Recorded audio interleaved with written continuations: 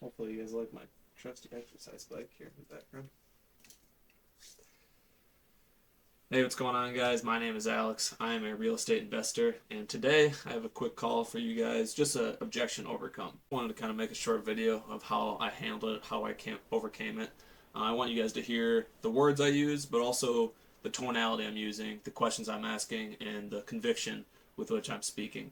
So that's really the key takeaways here. But the objection is like, hey, what happens if you guys don't pay? Like, do I have to foreclose? Like, what's that process? So when you're doing creative finance, that's going to be a very, very common objection. So have your response kind of ready, not kind of ready, have your response ready. And you want to sound certain when you say this, and you don't want to sound wishy washy. You're like, you're not sure, because this is something people need to feel secure on. So without further ado, let's play it, and we can kind of talk about um, what the key points are here. Kind of made me be the one to really think this thing through, because she was like, hey, the worst thing could happen is they can foreclose on the property, and then you can go after them and then kick them out of the property, and then you can try to retrieve your house back from the bank. And then I'm like, well, heck, if I'm not paying attention to them, No. they can be way down in the foreclosure process, and I got to come up with a whole lot of money to save my credit. No, And so, I don't want to. yeah, so I don't want to cut you off here, but she's a transaction coordinator. That's actually I don't want to be mean, but to her, but that is actually incorrect. Um, can I can I kind of lay out how it does work here for you, and hopefully you'll get a better understanding? sure, Okay, perfect. sure, you can. So so what we had briefly talked about before is we're going to be paying this mortgage through a servicing company, a licensed servicing company. The cool thing about that servicing company, you can get a portal. You're going to get a portal, like a login that shows that you could log in whenever you want, make sure we're making the payment. You can set up email notifications, make sure we're making the payment, all that good stuff. And then, like I kind of said before too, we give you that performance deed. So, um, I guess let me put it this way. Let's say 5 years down the road, we miss a payment. What happens then? Mm-hmm. In Foreclosures. well, I can get to come back and well, get it. yeah, so it's not a foreclosure, so we only missed one payment, right? And how Mm-hmm. long, typically Mm-hmm. banks foreclose after, 6 or 12 months of missed payments or so. So, well, let's say we miss one payment by 30 days, 5 years from now. What happens then? Mm-hmm. In that Well, event, according to you, you said I can. Uh huh. yeah, yeah, yeah. Yep, you're right. In that event, you can take the property back from us. Mm-hmm. And Tamiko, let me ask you this. You know it's a good market, the property's beautiful. Typically, let's say 5 years from now, is the property going to be worth more or worth less? More. Okay, and then since we've been paying down that loan for the last 5 years, your mortgage is going to be much less. So 5 years down the road, if we ever did miss one single payment, you would keep Mm-hmm. the money we've given you. You get the house back. The house is now worth more money, and you owe less on it.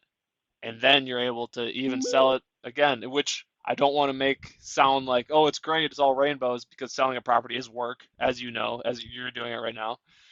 So it's not all sunshine and Mm-hmm. rainbows, but at least financially, you're the one that comes out ahead in that situation. Does that kind of make sense? So there's no the bank forecloses on us and then you have to fight the bank to try to get the house, nothing like that. All this gets cleaned up, taken care of. If we ever miss one single payment by 30 days, there's no foreclosure. The property just gets deeded straight back to you. So that is how we take your protection seriously. What is a performance fee? Oh, great question. I'm so glad you asked that. Have you ever heard of the term deed in lieu of foreclosure? Yes.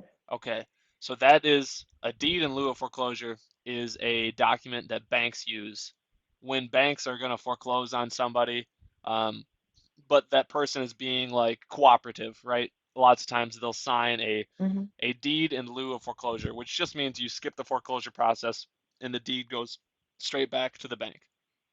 We do a very similar document with you saying, if I Mm-hmm. ever miss one single payment by 30 days, then the property can get deeded straight back to you, and you don't have to foreclose on us. You don't have to hire attorneys. You don't have to track us down, anything like that. So a performance deed is really it's just almost another word for a deed in lieu of foreclosure. Okay. So critiques of myself here. I don't like that I use the word kinda sometimes when I'm trying to make my language softer. I think it just makes it sound like less certain, and I really don't like that at all. So I do need to work on removing that as like a filler word.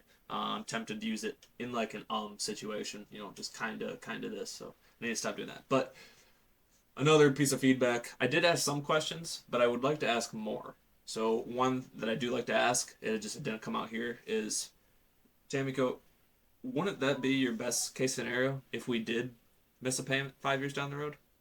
And that kind of be like, well, wait, well, hold on, that doesn't make sense. And it kind of gets them, it's a little pattern interrupt. It gets them thinking, and it gets them kind of like, whoa, hold on, what's going on here? So that's a good one. Ask them questions. Get them to come to this realization by themselves. It's 100,000 times more effective if you can do this through asking questions instead of through telling them. The things you say, like the process and what happens, you want to say it with 100% certainty, but when possible, when you're just like explaining what the situation would be, like not the technical side of things, do it through asking questions. That is much more effective. So that's going to be my major piece of feedback here.